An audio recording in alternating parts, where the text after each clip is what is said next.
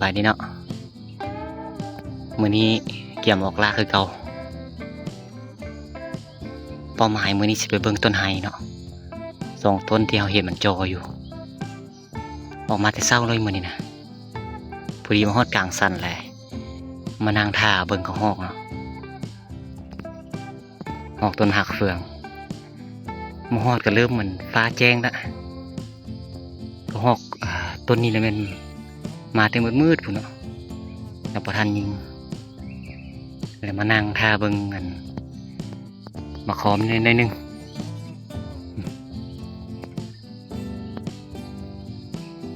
สุกละมื้อเช้านี้เห็นนกซาดเข้าหลายอยู่แต่ว่าเฮาบ่ทันยิงเนาะเพราะว่าเฮายังจอบงี้จอบมันก็ฮอกอยู่เทื่อเรามากินมะขอมกินมะฮัดเฟืองแต่ว่ามื้อฮอดตอนนี้6 โมงครึ่งแล้วก็บ่เห็นเข้าถ้ามีนกมาก็สิยิงนกเลยแต่สิบ่ทันได้ติดสโคปหรอกว่าต้นขอมันเอาตึบเอาหนาอยู่มันได้เลาะอันยับยิงเลยนอดต้นไห้เฮายังติดสโคปให้เบิ่งเนาะตอนนี้ธรรมดาต้นมะขามต้นนี้เลยแม่นนกจะลกกับนกสาดเข้าดีเลยมื้อเช้านี่เห็นตัวนึงเนาะนกจะลกนกสาดเห็นหลายอยู่แต่ว่าเข้าแต่เช้าๆฟ้ายังมืดๆอยู่ตอนนี้เรามีจัดอยู่จะไปทางใดหมดละโอเคเนาะสินั่งอยู่นี่บนนึงถ้าอ้ายมาอ้ายกับนั่งต้นมากันหาดเฟืองกันมีเสียงห้องอยู่ทางนั้นแต่ว่ายังบ่ได้ยินเสียงปืนเราจากบ้านนางทาเราแหละเรามาฮอดแล้วสิย่างไปหาต้นไห้เนาะเอาออกจากต้นนั่นมะขามเลยเนาะแต่ว่าบ่มีกระหอกเข้าเป็นน้ำมันอยู่แคมทางเกิดพดเสียงฮอกเบาห้องหลายอยู่แต่ว่าบ่ยอมเข้าสงสัยเข้าถึงมืดพุ่นจัก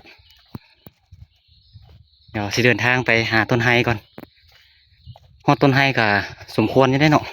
2 โมงไปหา2 ชั่วโมงพุ่นก็ทางมันเอาหกเนี่ยเดี๋ยวนี้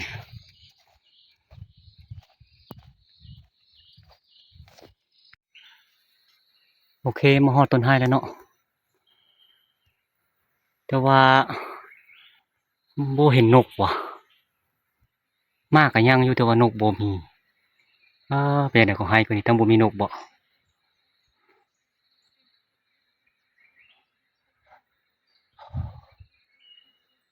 เดี๋ยวสินั่งเบิ่งจักหน่อยเนาะอันนี้หาก็8 โมงครึ่ง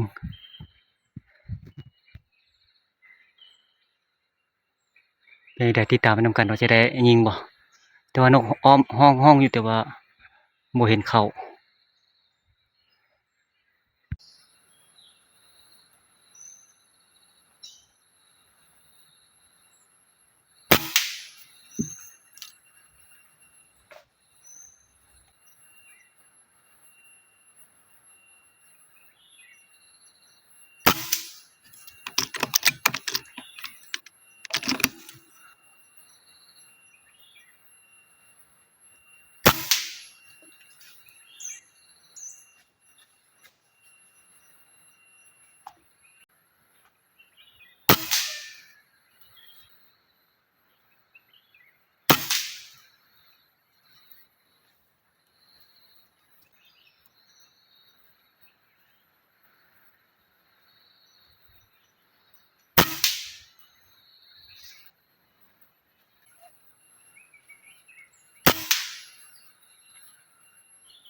แล้วไปเนาะนกจะลก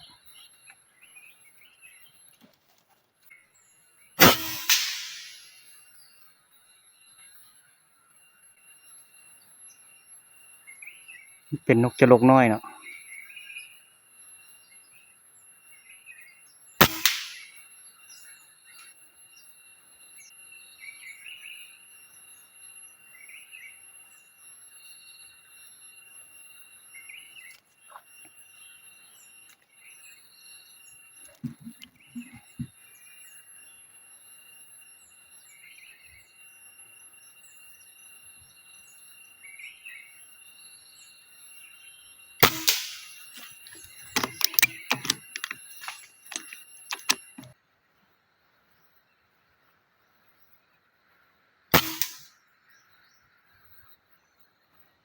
รียบร้อยเนาะน่าจะถึงหัวเลย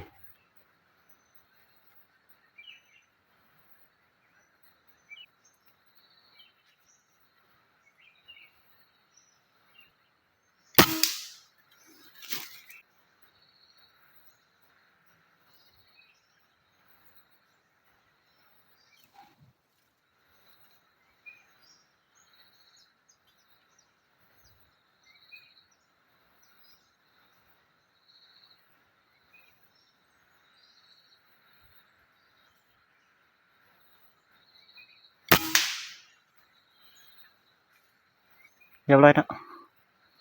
เป็นกระเล่น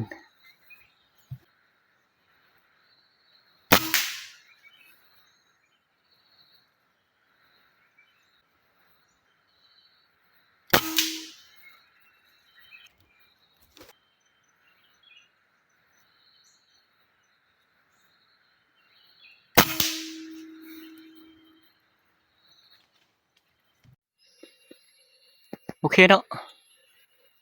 เบิ่งนกก็คือสิบ่มาแล้วแหละสวยละจังบ่มีนกแน่เมื่อกี้นี่ฮอกเบามางานนี่เนาะแล้วมันขึ้นไปเทิงนี่เขาคิดว่ามันนั่งกันกินบักไห้ยิงใส่แล้วมันเป็นบ่แม่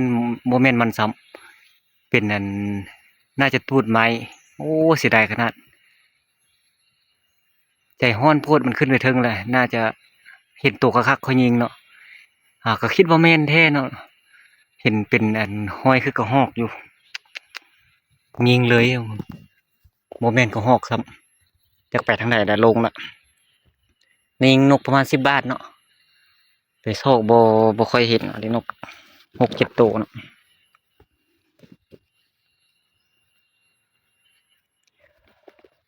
เดี๋ยวไปเลาะก่อนเนาะบัดนี้เนาะไปเลาะซอกต้นหมากก่อนกันว่ามีบอนอื่นคักก็สินั่งต้นอื่นเลยถ้าบ่มีบอนคักก็มานั่งนี่น่าจะได้ยิงกระหอกกับนกเป้าอยู่คิดว่าแต่บ่มั่นใจเดี๋ยวไปซอกต้นอื่นก่อนเบิ่งห้อยหมูเนาะห้อยหมูมันซอกกินมากกันเต่าหมุนยับๆเลยอันนี้เป็นห้อยกระหอกกัดนี่ห้อยกระหอกกัดก็หลายอยู่เลย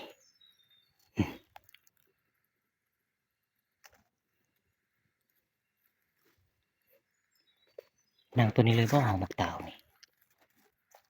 บ่ห้อยกระหอกกัดนี่เอาหลายแล้วก็ห้อยหมูก็ไม่ไหม้แน่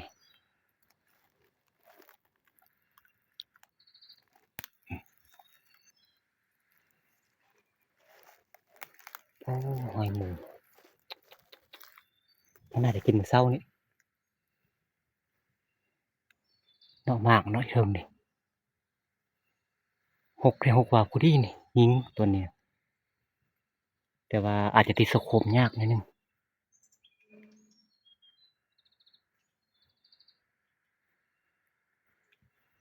โอเคเนาะเดี๋ยวเราเลาะตื่มกันคือบ่มีบอนนั่งแท้สิมานั่งตัวนี้เนาะ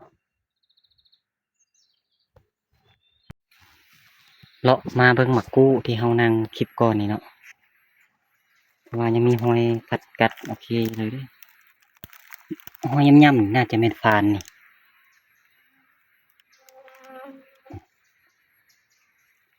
แต่บ่กล้านั่งเพราะว่านั่งสุดก่อนเลยก็ฮอกฮอดบ่มีโอ้กันในบ่เนาะแฮนแท้นนั่งดักกันในนี่พอได้ยินอยู่เด้อนี่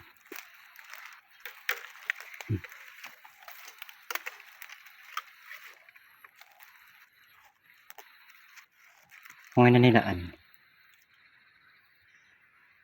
ถ้าแม่นก็ฮอกนะธรรมดา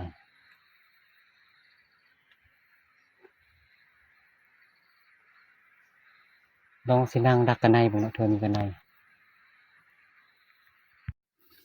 โอเคเนาะกลับมานั่งกองมักตาวแล้วขนาดตอนนี้2 โมงนะยังมืดส่ำนี้คงจะติดสโคปบ่ได้แนวนี้นะมืดโพด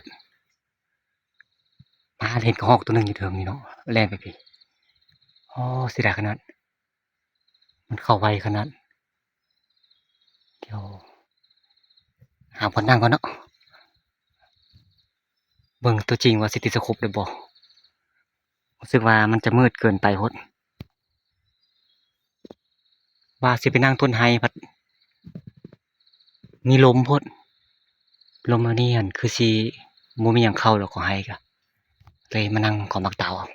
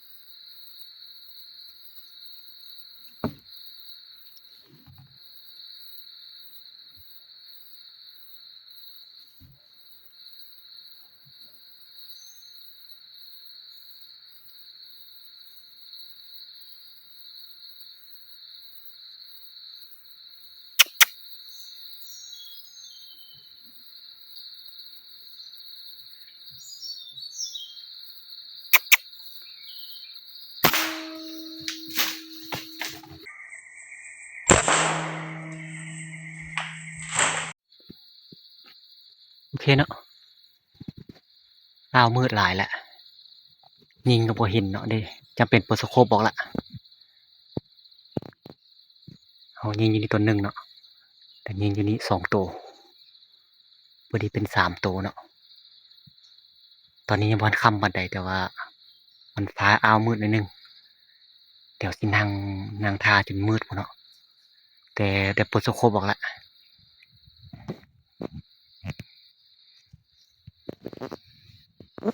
นะพี่คิดมาละ3ตัว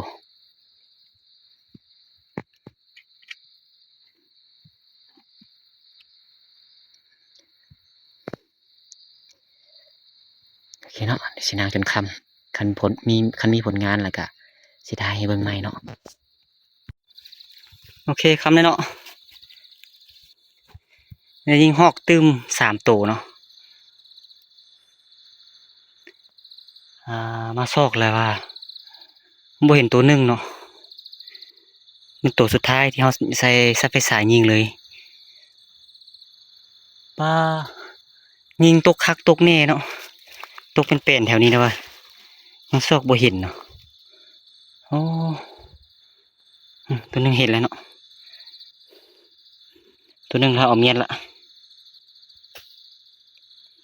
บ้าหงึดเลยตกคักตกแน่เนาะแต่ว่ามันซอกแล้วบ่เห็นตกแล้วก็บ่เห็นดินแล่นไปทางใดเลยนะ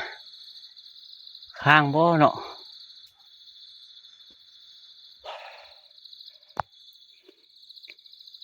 เดี๋ยวซอกเติมก่อน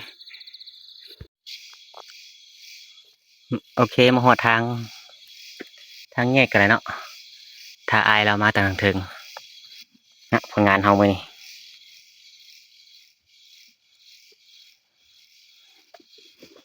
ยิงกระหอกอัน6 บาทเนาะตัวหนึ่งก็โศกบ่เห็นตกคักแท้ตกคักว่าแต่ว่าโศกบ่เห็นว่าไปทางใดมันบ่หกก็บ่หกอีกคันว่าค้างก็ขึ้นนำแล้วแต่ว่าบ่เห็นตัวสุดท้ายได้แต่5 ตัวเนาะอายกันย่างลงมาบัวอะไรจากตัวผลงานอายนี่เป็นยังไงโอ้ให้เห็นหน่อยหนึงเอาอันนี้ทางนี้ก็บักหลายได้เขาเห็นนะต้นน้ำอยู่ มาเด้งไปเด้งมาเงียบไปได้ตัวเดียว ตัว7 ตัวเนาะห้องเนาะเอาได้5 ตัวนี่6 บาท สองตัวนั้นตัวนั่งแล้ว เออ เฮียอะไรมาตัวก็น่าแล้วท่านนี้ป่านนี้แล้วจ้านี่เงี้ยหมดเลย มีวันหนึ่งครับสันนะอันเจะนางต้นเนี่ย ลูกเต้า ดีแล้วนนบักต่าวนะคันนางต้นอื่นบ่เข้ามันลมเด้ มา เนาะผลงานอายโอ้มานเราได้7 ตัวเฮาเสียดายนะเฮานะตัวที่6แล้วว่าตกคักได้คักว่าศอกบ่เห็น ของเด้งเลย เนาะผลงาน2 คนรวมกันโอ้มานได้12 ตัวกระหอกนะนกนกเฮาอยู่ป่าไว้พุ่นนกประมาณ